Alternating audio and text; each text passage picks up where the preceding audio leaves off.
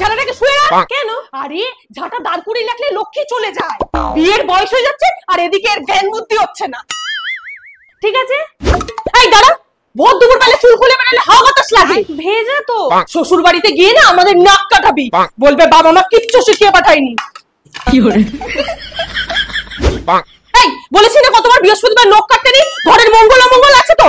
শ্বশুর বাড়িতে গিয়ে মান সম্মান ডোবাবে। কি করে? এই চুপ। কেন? এত জোরে জোরে কেউ হাসে, এতে স্বামীর অমঙ্গল হয়। স্বামী? কার স্বামী? আরে বিয়ের পর তোর যে স্বামী হবে তার। কি করে? এটা হবে না, মা বকবে। আমি এটা খাটের তলা থেকে পেয়েছি, ফেলেই দেবো।